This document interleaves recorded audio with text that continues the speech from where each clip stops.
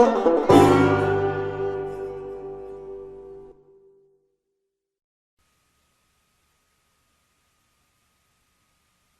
I'm Brian Trecey. About 25 years ago, I began a lifelong search for the answer to the question, why is it that some people are more successful than others? Why is it that some people earn more money, they have better jobs, they get promoted more rapidly, they live longer, they have better health, they have happier relationships, and yet the great mass of men and women, by their own admission, live lives of quiet desperation? Well, I studied this over and over again. I traveled in over 80 countries on 7 continents. I have learned and spoken 3, 4 different languages. I have spent over 30,000 hours studying, and I've come to a very simple conclusion, that successful people are those who do things differently from unsuccessful people. I've also come to another conclusion, is that you or anybody can be far more successful at life or at anything that you want if you will simply learn how and practice it over and over again until it becomes a habit. Now, no matter what field you're in, no matter what field of endeavor, no matter what work, no matter what activity, there is one thing that all successful people have in common, is that they are good time managers. And the reason they are good time managers is because they recognize that time management is life management, it is personal management. I have never seen an example in the hundreds, thousands of biographies and autobiographies I've studied of successful men and women where the individual has not been well organized and efficient and valued and used their times well. Successful people, winners, use their time well, losers do not. And in the next 60 minutes, 55 minutes, I am going to give you 21 of the very finest time management ideas ever developed. If you use these ideas systematically, you can increase your personal productivity by 2 or 3 hours a day. You can increase your income. You can increase your rate of promotion. You can increase your life satisfaction. You can even increase the length of time you live. The question is, how badly do you want to learn how to manage your time well? How much effort are you willing to put into it? Because the key to time management is self-discipline. Probably the best way to put it is this, is time management is self-discipline in action, and self-discipline is the key to success. So let's get started right now with these 21 key ideas. The first idea, the most important of all, the core of time management, the axle around which the wheel of life turns, is goals. What are your goals? What is it that you want to be or to have or to do? What is it that you want to accomplish in the next 1, 2, 3, 4, 5 years? The top 3% in every field have goals. The balance of the population have either very vague goals or no goals at all. So the question you have to ask yourself is, who am I? Where am I going? What do I want to accomplish? And there are 3 major areas of goals that you have to think about. The first is your personal and your family goals. These are the reasons why you're alive. What do you want to accomplish for yourself and for your family? Write them down. Define them clearly. The second set of goals that you have to ask is your business, your career, your financial, your material goals. What is it that you want to accomplish in the external world? Where do you want to make your contribution? The third type of goals you have to ask about are your self-development goals. And in my estimation, your ability and your willingness and your tenaciousness in developing yourself is the key to accomplishing everything else. So here's 3 questions that you can ask. The first question is, what would you do? What would you set as a goal for yourself? What would you want to be or have if you just won $1 million in the lottery? What would you do if you just won $1 million? If you had all the time and money, you're completely free to decide to do anything you wanted. If you won $1 million, what would you do differently? Think about that. Hold that in your mind. The second question is, what would you do if you just learned today that you only had 6 months to live? What if you only had 6 months to live? What would you stop doing? What would you do more of? Who would you spend time with? Now, the answer to that question is very interesting because what it tells you is what you really value. What is really important to you? And what we have found is that self-esteem, satisfaction, happiness in life comes from getting your goals and your activities congruent with your values, with your priorities, with what you consider to be really important. Now, here's the third question. The third question is, what one great thing would you dare to dream if you knew you could not fail? If you knew beyond a shadow of a doubt that you could not fail, what one thing would you set as a goal for yourself? Because sometimes answering that question will tell you the one thing that you've been put on this earth to accomplish. One final point with regard to goals is that goals must be in writing. You must write them down, you must rewrite them, you must define them, you must redefine them. The top 1% of successful people in every area have very clear, specific, written goals, and most of them carry their goals around with them. So let's go from goals as the core of success to point number 2, which is organized plans of action. In an interesting study, or a variety of studies that have been done, they've come to the conclusion that organized plans of action are the key to all success. In fact, action without planning is the cause of every failure. Action without planning is the cause of underachievement. Action without planning is the cause of frustration, time wastage, anxiety, stress, and lack of success in life. So organized plans of action are critical. Now, what is an organized plan of action? An organized plan of action is where you take your goal, you take your objective, and you write out every single step that you're going to have to follow in order to accomplish that objective. You write it out and you list all those plans of action, all of those different activities, and you organize them together into a plan that you can then implement on a day-to-day basis. You decide which has to be done first and which has to be done last, which is more important, which is less important.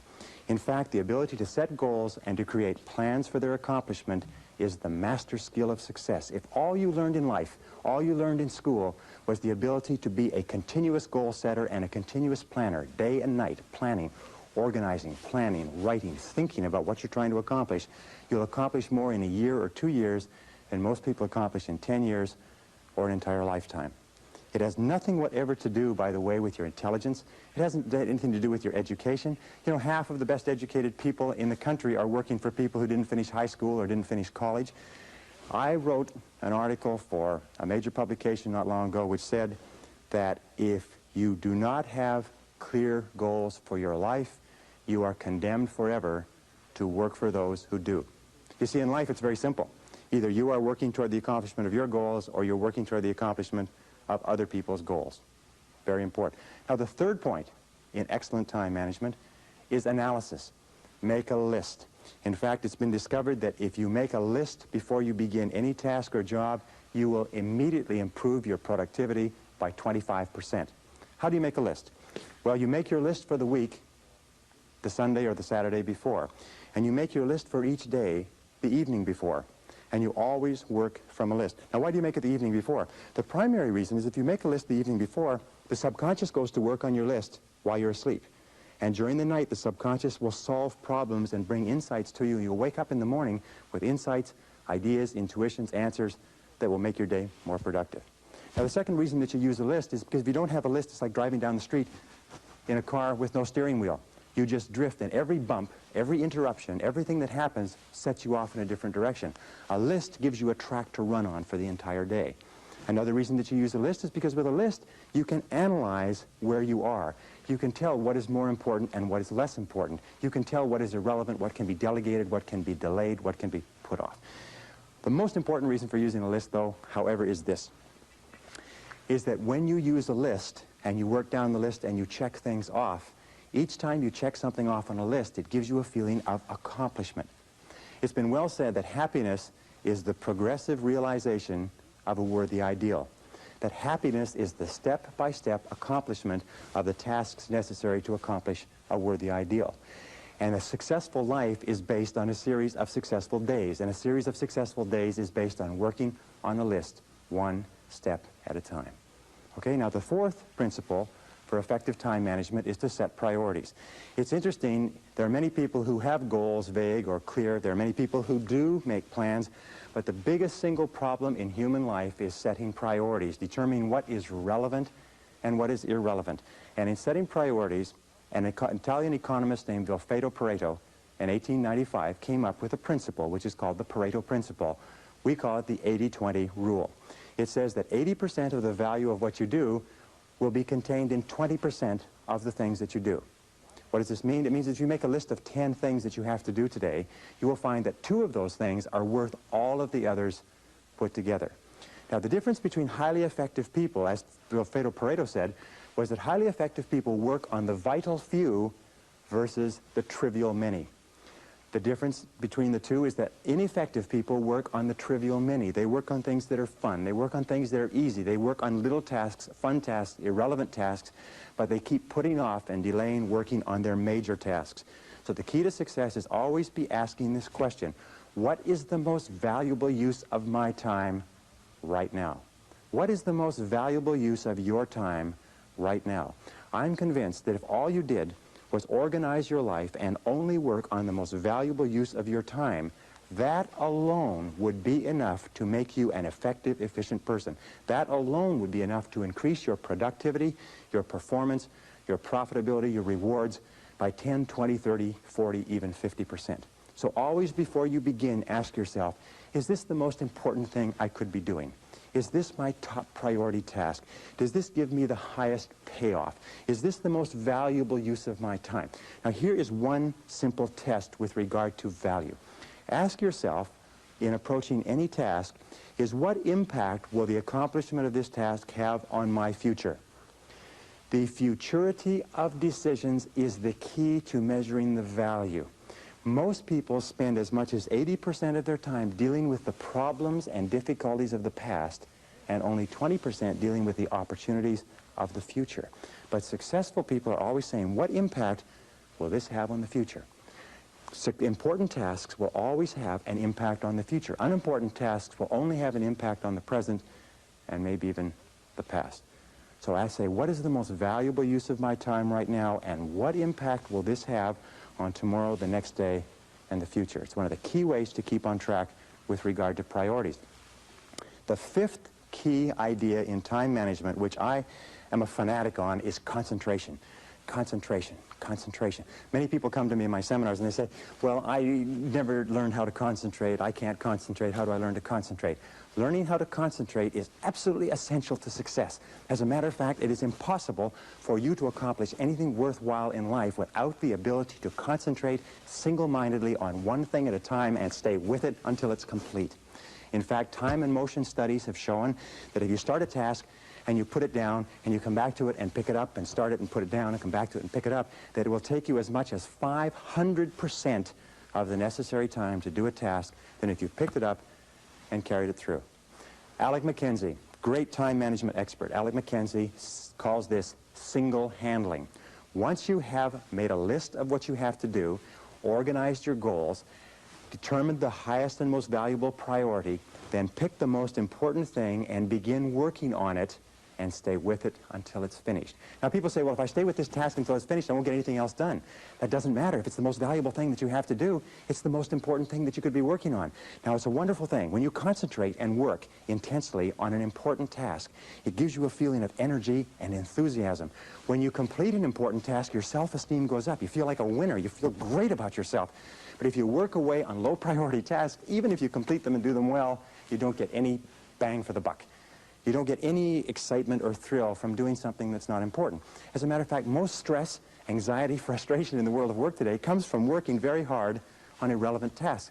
Benjamin Trigo said, if it's not worth doing, it's not worth doing right. And I think it was Drucker who said, the very worst thing in the world is to do very well what need not be done at all. So concentrate single-mindedly on one task at a time. Do first things first, and do things one at a time. Now here's a very simple system that you can use for the first 5 points that we've talked about: goals, plans, priorities, analysis, concentration. It is the ABCDE method. A is the things that you must do, top priority. B is the things that you should do, second priority. C is the things it would be nice to do if you got all your A's and B's done. D stands for delegate, E stands for eliminate. So when you make a list, the first thing you do is you ABC all your list. A, what you must do, B, what you should do, C, what would be nice to do, and then delegate and eliminate the others. With goals, what you do is this: you make a list of all the things you'd like to accomplish in the next 1 to 5 years. And then you go down the list and write ABC. What you'd love to do, what you'd like to do, what's not that important. Then you take your A goals and you make A1, A2, A3. In other words, your most important, second most important, third most important. Then you take those A goals, you transfer them to another sheet, and you make a list of all the things you're going to have to do to accomplish your goals. Then you ABC the list, and you say, what are the things I have to do, what are the things I should do, what are the things that would be nice to do to accomplish my goals, and then you put those into the goal list, and then you structure and schedule what you're going to do and implement. This is called the 6-step method. Choose your goals, set priorities. Choose your activities, set priorities, schedule, and implement. If you just do that on a day-to-day basis, that alone can make you a great, great success in life. The 6th key to time management is deadlines. Deadlines and rewards. Now, psychologists have discovered that 85% of the reason that you or I do anything is because of what we expect to happen as a result. We call this consequences or logical consequences. 15% is because of what we've been told, but 85% is the consequences that we expect. So therefore, what you do is when you have an important task, the way that you motivate yourself to do the task is you structure a specific reward that you're going to get when it's finished. Let me give you an example. Sometimes people are very uneasy about making telephone calls, especially salespeople, so they put it off and they procrastinate. What we encourage them to do is give themselves a reward every time they make a phone call. Put a cup of coffee next to the phone. Every time you make a phone call, give yourself a sip of coffee. Take a cookie and break it up. Give yourself a piece of cookie.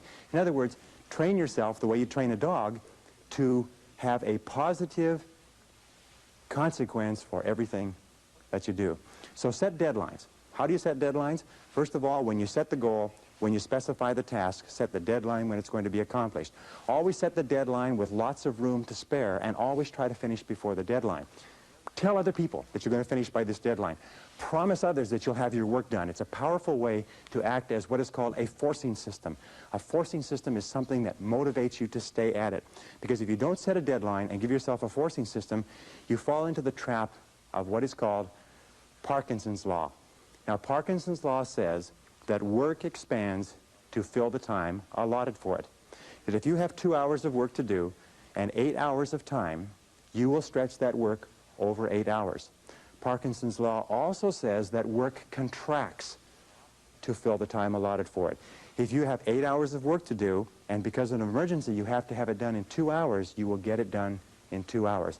Highly effective people are always setting tight, stringent, disciplined deadlines on themselves so they get more work done in a short period of time rather than less work done in a long period of time. Does this make sense? Very, very important. The next principle, number 7, is what is called the time log, which is writing down and keeping track of where your time is going. All effective people know where their time goes. Now let me tell you an interesting principle with regard to time management. It is this, is the more important you are, the more successful you are, the more you tend to measure out your time in minutes. The less successful you are, the more you tend to measure out your time in hours, days, and weeks. The average person thinks of terms of morning or afternoon.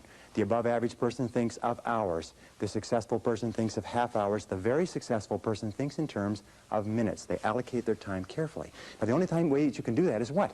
Is you've got to keep track of what you're spending your time on.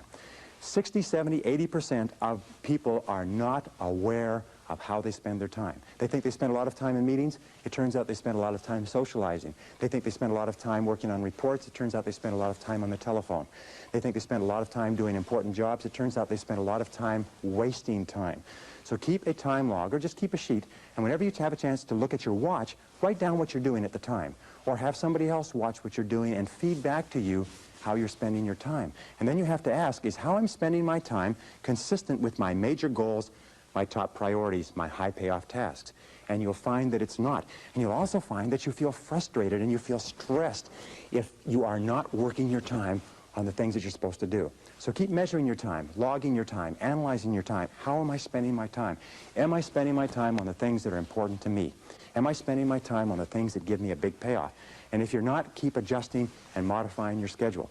A very interesting point with regard to the time log is that self-discipline is critical. You've got to discipline yourself, and you've got to measure and analyze your time every single day, or you slip off it again.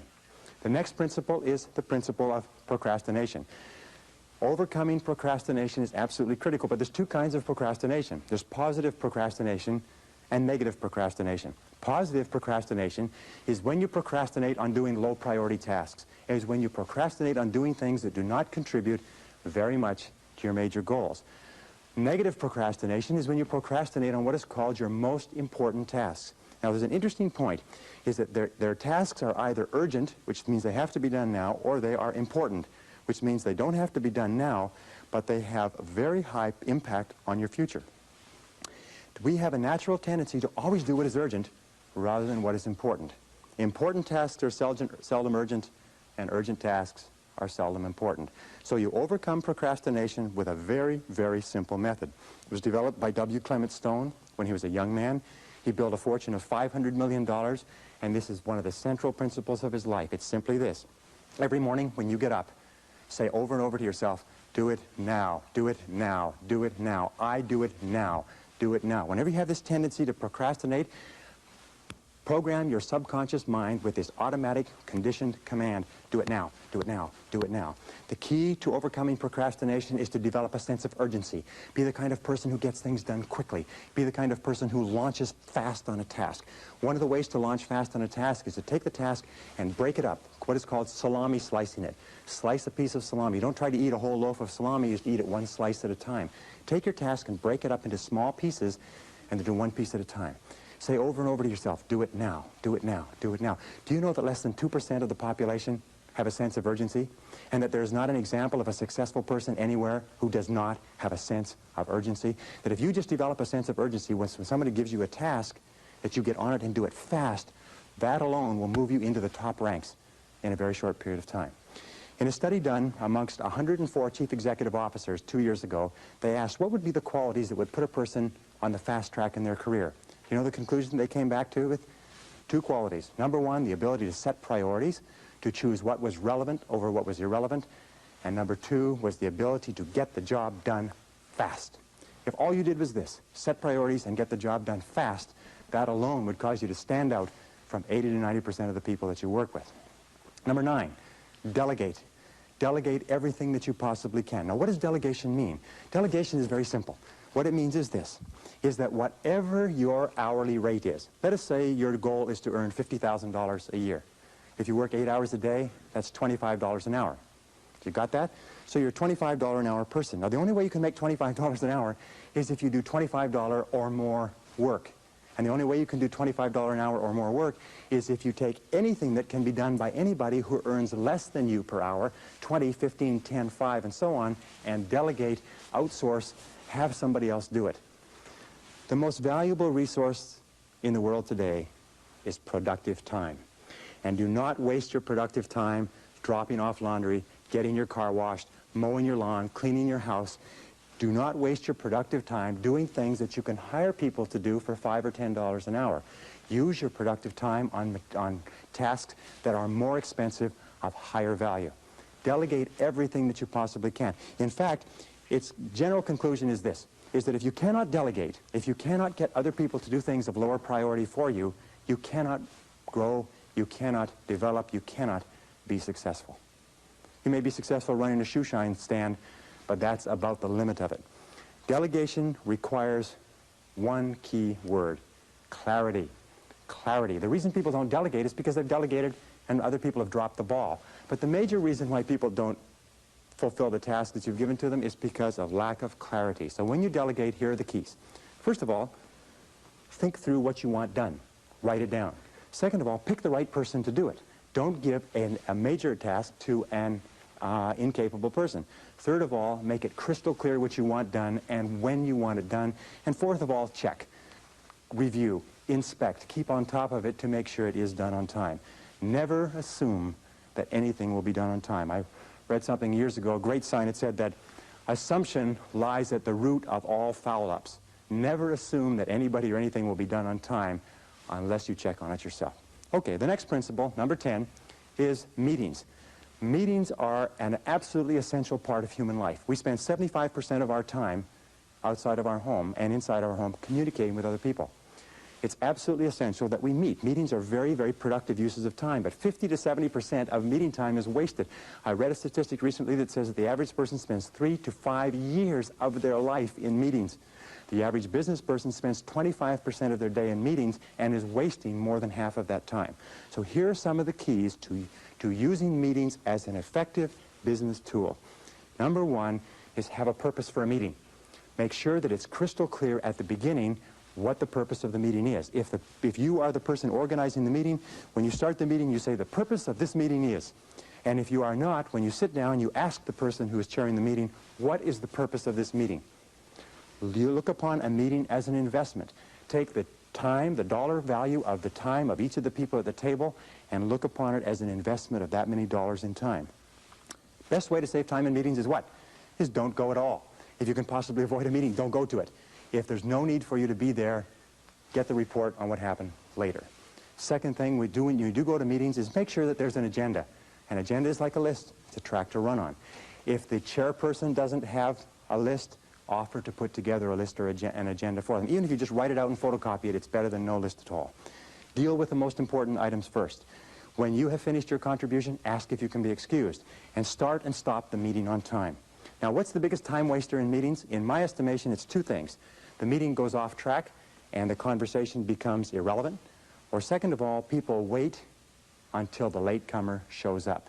So here's the basic rule with meetings, is always assume that the latecomer is not coming at all and start the meetings punctually. Start and stop the meetings at the specified time. Say the meeting will start at 8, end at 9. And at 9 o'clock, wrap up the meeting. Fair? Okay, that's how you handle meetings. And there's a lot more to it than that, but your skill, your ability to work well in meetings is a critical part of good time management. Number 11 is interruptions. The biggest single time wasters in the world of work within the office are interruptions. And the two major types of interruptions are telephone and walk-in visitors. People that just drop in to socialize and to talk to you. So how do you deal with these interruptions? Let's talk about the telephone first. The way that you deal with telephone interruptions is to remember this. When you were a child, the telephone was where you got phone calls from your boyfriend or your girlfriend. Today, we still are conditioned to have an irresistible urge to answer the phone. As a matter of fact, it's been demonstrated that you can get through to people on the phone that you could never get to physically, because people cannot resist answering a ringing phone. You have to discipline yourself to remember that if it's important enough, they'll phone back. So here's some of the things you do with telephone calls. First of all, have your calls held. Tell somebody you're going to be in a meeting, you're going to be working, and have all your calls held for 2 or 3 hours, and then phone back all at once.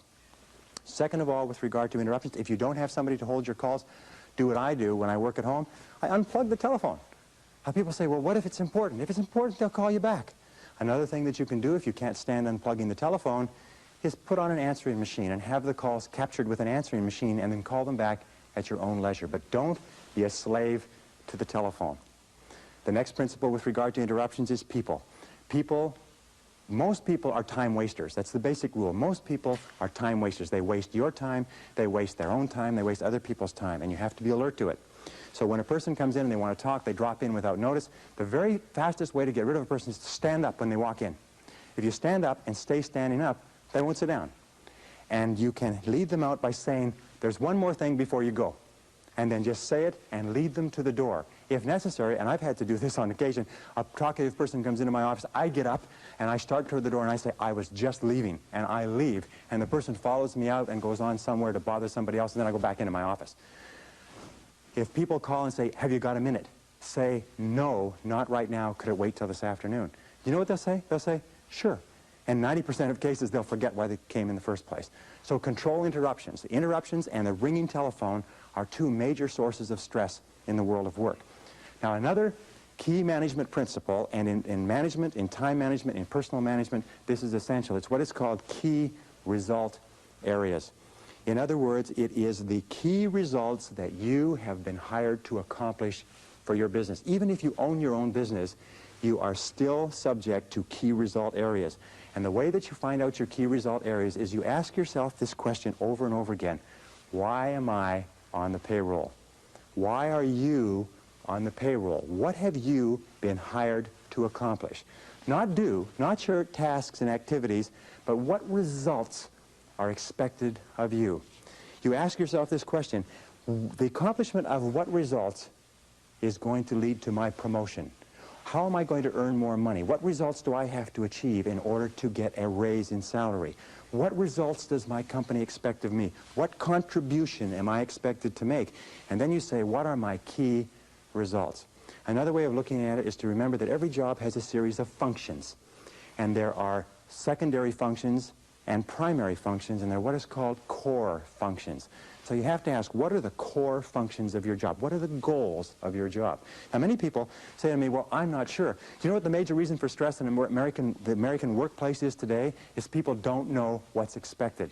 I would say 80 or 90% of people out there do not know what's expected. They're not sure why they're on the payroll. And here's a very simple technique for it. Go to your boss with a list of everything that you do and ask your boss to organize it in order of priority. Say what's number 1, what's number 2, what's number 3, what's A, B, or C. Help him or her organize your list in order of priority and give it back to you. I promise you, you'll be surprised. But why is it that you absolutely have to know why you're on the payroll? It's simply this, is that you cannot perform excellently. You cannot do superior work. You cannot be promoted. You cannot get a raise unless you are doing and doing well the key things that your boss has hired you to do. Have you got me on that? Or have I got you on that? Key result areas are critical, and you have to know every single day. In fact, you know something? One of the major sources of frustration in work is to be working very hard on something and being vaguely uneasy because you know it's probably not important. So keep clear channels of communication with your boss, and if you supervise other people, have them bring to you a list of everything that they do, and you organize it in order of priority and make it clear to every person what their contribution is expected to be. Okay? The next one, number 13, is batching tasks. It's interesting that there is what is called in the world of work a learning curve. A learning curve says this. It says when you do a job the first time, it takes you the most amount of time to do it because you're learning how. The second time it takes less. The third time it takes less. The fourth time it takes less. In fact, learning curve theory says that you can decrease the amount of time by as much as 80% if you do the same job over and over again over a period of time. So batching your tasks is a major time management tool. What does it mean? It means that if you're going to make phone calls, make all your phone calls at once. Have your calls held, make them all at once. If you're going to do invoices, do all the invoices at once. If you're going to do correspondence, do all the correspondence at once. If you're going to read and catch up, read everything at once.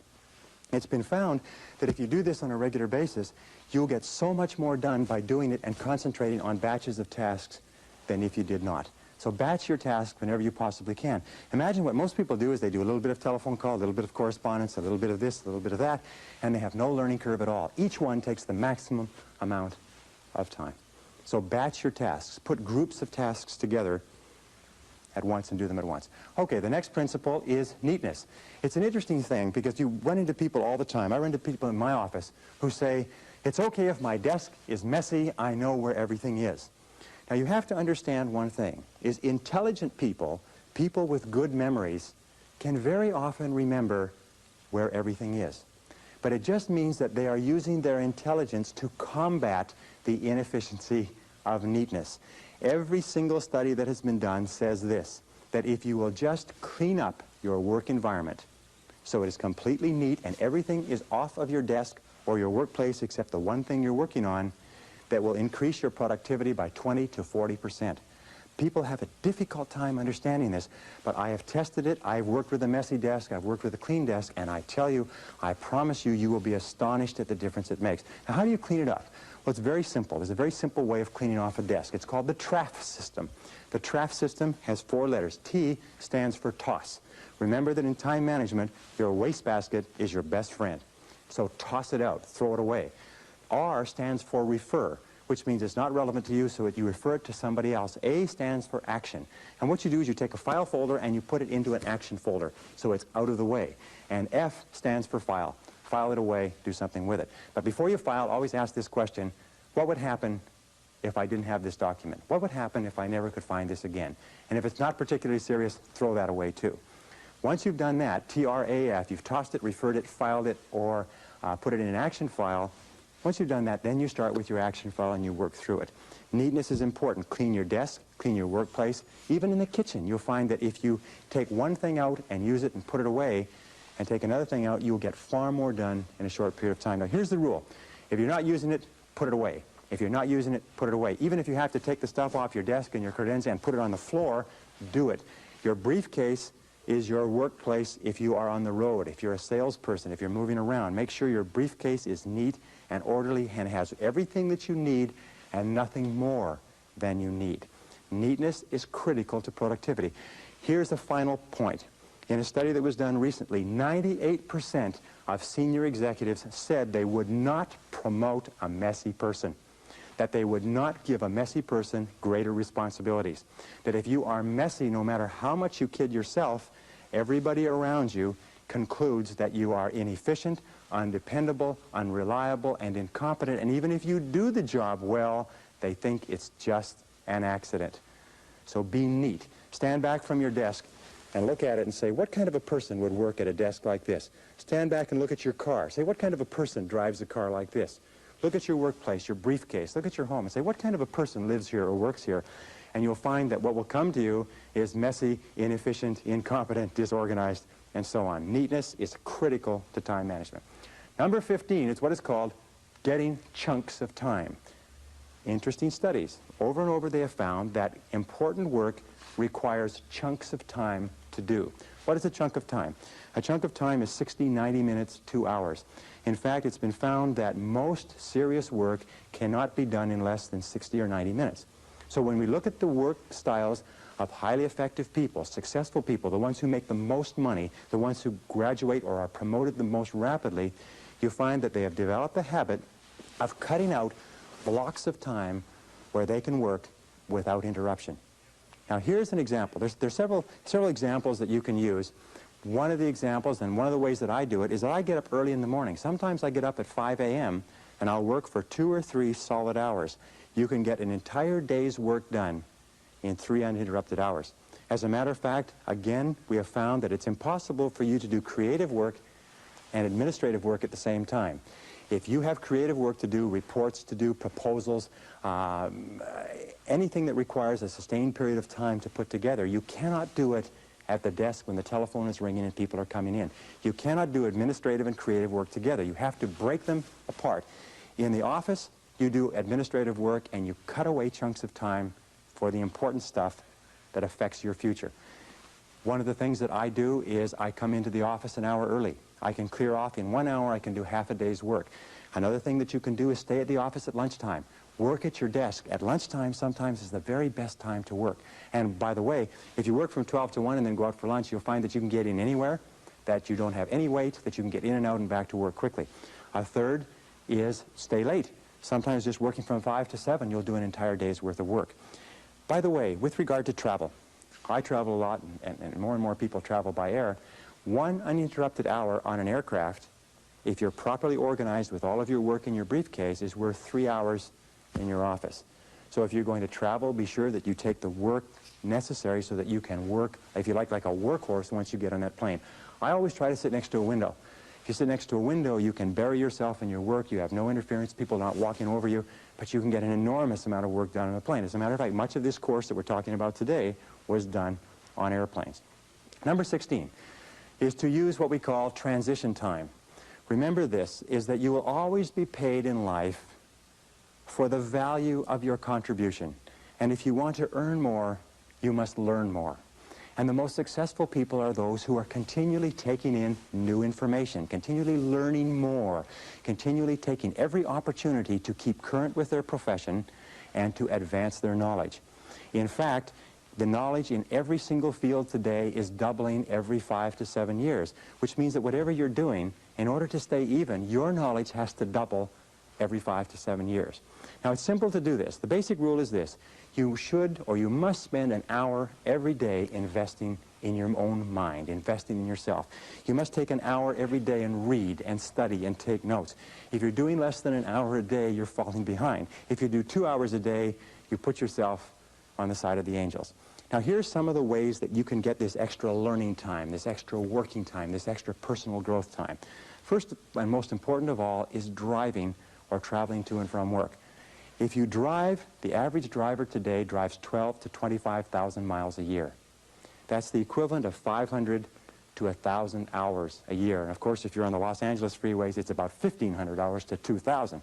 But that is the equivalent of 12 to 25 40-hour work weeks. That's the equivalent of 3 to 6 months of work weeks. That's 1 to 2 university semesters. You know, the average person, of course, is not you, because the people who watch videotapes like this are usually the cream in any organization or any society. But the average person sits there and listens to the radio all the time. You can become one of the best educated people in your profession simply by listening to audio cassettes, going to and from work, or to and from errands. Now, another very important part of transition time is coffee breaks. You know, the average person takes 2 coffee breaks a day, 20 minutes each, 40 minutes a day. 40 minutes a day times 5 days a week is 200 minutes. 200 minutes times 50 weeks a year is 10,000 minutes. 10,000 minutes is 166 hours. 166 hours is over 4 full 40-hour weeks. Now, what does that mean to you? It means that if you just decide that you're going to read on a particular subject at your coffee breaks for the next year, you will be an expert on that subject before the year is out. Just when you sit down with coffee, make sure that you have something to read, whether it's time management or goal setting or personal communications or your profession. If you wanted to be an outstanding salesperson, if you just read on your coffee breaks 20 minutes in the morning, 20 minutes in the afternoon and applied what you learned, you could double your income in less than a year. And most people sit there in their coffee breaks and they read the sports page and they don't realize that their life is passing them by. Well, another key element of transition time is lunch times. The average person takes an hour a day. An hour a day times 250 working days a year is 250 hours. 250 hours is 6 full weeks of time that you spend eating lunch.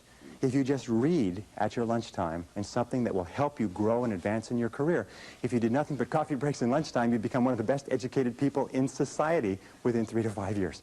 And you know what the average person does? They waste this time.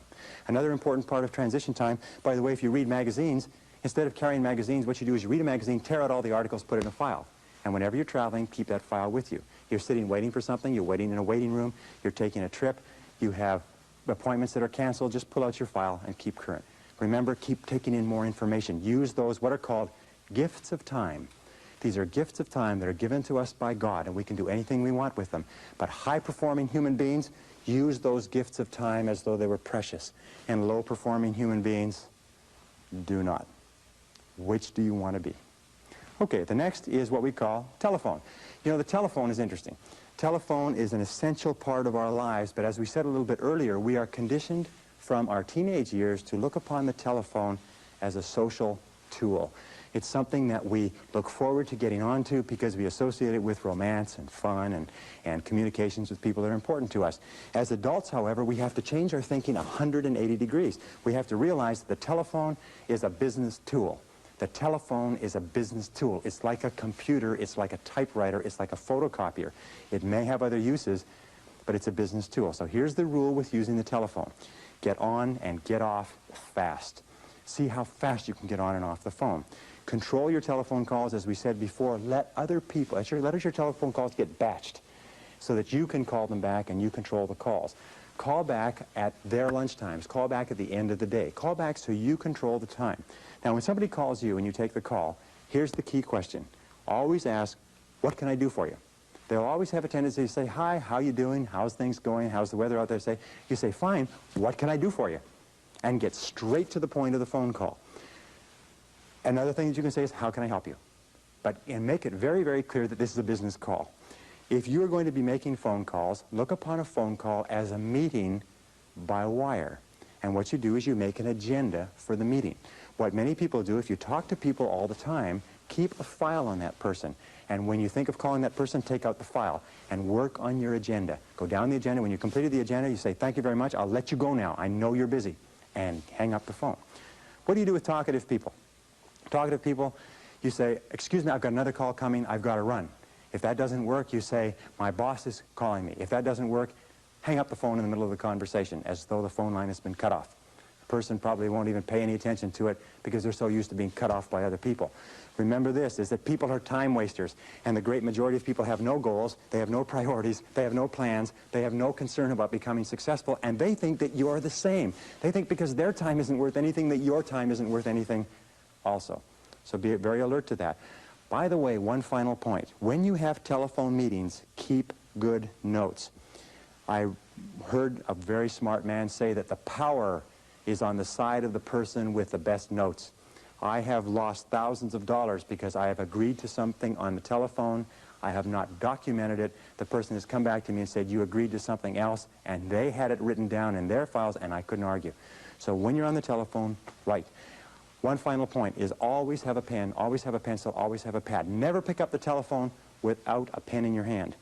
The most incredible thing I hear over and over again is when I call people and I try to leave a message, their voice drops and they say, oh, just a minute, I'll go and see if I can find a pencil.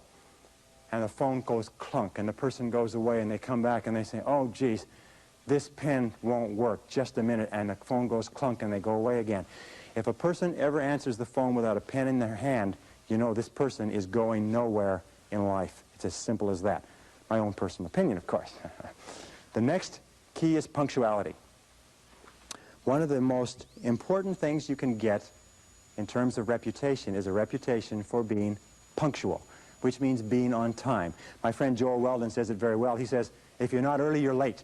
That there is only one-minute period in any appointment when you're exactly on time. And so if you aren't there early, you're there late. Less than 5% of people in America are punctual. Less than 5% of the population is punctual.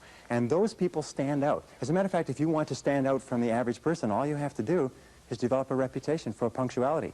Pretty soon people say, boy, he or she sure is punctual. He or she sure is punctual. Now, let me tell you something about punctual people. If you ask a person, what do you think about so-and-so who is very punctual?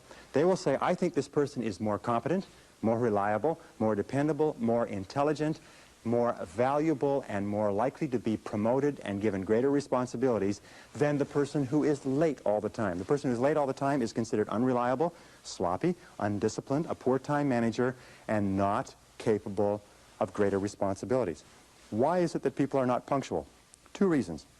One is they don't realize how important it is. It never occurs to them that when you are late for an appointment, you are insulting the person who has agreed to see you at that time. If you are in sales and you're late for appointments, you can forget it. I had an interview with a person the other day who I was hiring for a very expensive position. She showed up to an appointment 15 minutes late. A person who comes 15 minutes late to the first appointment, the basic rule is this, is never hire a person who comes late to an interview. A person who comes late to an interview is sending you a flash. It's a signal that this person is unreliable, incompetent, undependable, and if you let them get away with it, you're in for trouble. Anyway, I'm just passing on that. Punctuality, coming back to that. Vince Lombardi of the Green Bay Packers had what he called Lombardi time, which meant 15 minutes early. If he said to his team, be here Lombardi time, that meant be there 15 minutes early. Develop a reputation for being punctual. And finally, one other thing is if you are a superior and you have subordinates or you have people working for you, reporting to you, don't keep them waiting.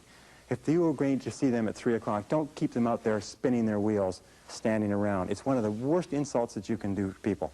And if I could just come back one more time, with regard to communications, you know one of the great time wasters in life, this is aside from the points that we're talking about, is lack of concentration, distraction, fatigue, is not paying attention. How many times have you had problems, serious problems, because you had a conversation with a person and they agreed to do something, or you agreed to do something, and one or the other of you forgot all about it, didn't remember it, wasn't paying attention, it wasn't done, it cost an enormous amount of money? How often does that happen to you? Paying very close attention is a powerful time management tool. If somebody comes in to see you, cut off all phone calls, close the door, clear your desk, and concentrate single-mindedly on a person. 10 minutes of concentrated conversation will clear up more than 1 hour of interrupted conversation. Pay attention, take notes. Now, number 19 is called work simplification. Do you know that at the turn of the century in the United States, it took 50% of the American population to feed, working on the farms, to feed the other 50% living in the cities. Today, it takes less than 3% of the farm population to feed the other 97% in the cities and half of the world besides. The reason for that is because of mechanization, systematization, simplification of the agricultural process. As a matter of fact, every great advance that has been made since the Industrial Revolution has been toward simplification. Always be looking for ways to do tasks faster, easier, cheaper, quicker, better. Always be looking for ways to do them faster. As a matter of fact, over and over again, individuals have put their careers on the fast track by finding ways to streamline existing processes. Now, here's a couple of other ideas which have been very useful to me in terms of getting more done in a short period of time. Here are the 6, maybe 7 key ideas. If you want to get more done in a given period of time, or if you want to get more done, period, you can do, 1, you can work longer. In other words, you can spend more hours working. But that's not a great idea because your productivity starts to drop off and you start to make mistakes, which you have to come back and correct and so on. Number 2 is you can work faster. You can get more done within a short period of time. Number 3 is you can do fewer things but do more important things, do higher payoff tasks in the same period of time to increase your productivity. Number 4 is you can do things that you are better at. One of the qualities of leaders is that leaders, exceptional people, are always concentrating their time on doing what they do best. So ask yourself, what is it that I'm the best at? What is it that I do the easiest? You can sometimes dramatically increase your productivity simply by concentrating on where you're good. Another thing that you can do is make fewer mistakes. You know, there's an old saying that there's never enough time to do it right, but there's always enough time to do it over. If you make fewer mistakes, you will get far more done within a certain time, within that time period. And the last thing, which many people miss, is do things together. Teamwork. Putting a group of people together to work on a complex project can sometimes get the project done in 2 hours, whereas it would take another individual 8 or 9 or 10 hours. So do things together. Work as teams with other people. Those are the keys. But work simplification means always finding faster, easier, newer, quicker, cheaper, more efficient ways to do what you're doing. Number 20 is the magic word. The magic word in time management is no. Learn to say no to activities, tasks, responsibilities, and obligations that do not contribute to the most important goals that you have set for yourself. The word no is magic, and the place and the time to use the word no is early and often. It's like the wastebasket. Wastebasket is your best friend when you're sorting the mail. You know, the average person spends 8 months of their life sorting junk mail, reading through junk mail. Absolutely phenomenal, recent study. It's incredible how much of your life is taken up by people who ask you to do things, and you do it because of a sense of obligation. Let me tell you, as I said to you before, most people do not value their time, so they don't value yours. Now, how do you deal with a person who you know, who you like, who you respect, who asks you to do something? Very simple. When they ask you to do something or work on a committee or take on a project, ask, especially if you have, and it's not if you're boss, but especially if you have control, is say, let me think about it and get back to you. There's an old saying that delay is the cruelest form of denial. If they press you for a decision, say, I cannot make a decision now, I have to think about it. And after you've thought about it for 24 hours, call them back and say, I've thought about it, I simply don't have the time. But thank you very much for thinking about me, and get on with the rest of your life. You know what Nancy Reagan says? Nancy Reagan says, just say no. Now, in time management, the word no is one of the most powerful of all words. It'll save you hours, weeks, months of working on projects that contribute nothing to your goals. And finally, number 21 is balance. In all of time management, you have to ask this question, is what is the purpose of managing your time well? What is the purpose of getting an extra 2 or 3 hours a day? And the purpose is to enhance and improve the quality of your life. And the most important things in a person's life are their health, their peace of mind, and your relationships. In fact, the quality of your relationships is the true measure of your quality of life. So take time to invest time in your relationships. Spend time with the people who are close to you, your spouse, your loved ones, your parents, your children. Take time, because that's what life is. Life is managing your time so that you can do the things that are most important to you. We start off in life thinking, boy, if I'm really successful at my job, then I'll be able to do all of these things for myself and my family. And what happens is we lose sight of that goal, and we become totally preoccupied with the job to the exclusion of the family. Do you know how much time the average working parent spends talking to their child in America today? 30 seconds per day. Do you know how much time the average couple spends talking together? Intimate communication? 4 minutes, according to the recent research. Very, very important. If you want to be successful in life, you've got to be sure what your priorities and values are, and your highest value must be the people that you love and the people who love you. They must be your help. They must be your energy. They must be your peace of mind. They must be your emotional and spiritual development. They must be the completion of you as a human being. So when you are using all these time management techniques, remember that the purpose of using these time management techniques is to enhance the overall quality of your life. Ask again, what would you do if you only had 6 months to live? What would you do if you only had 6 months to live? Who would you spend your time with? Where would you go? What would you want to do? What would be important? What would be unimportant? If you ask that question over and over again, you'll have a tendency to keep your life in balance. Everything in moderation.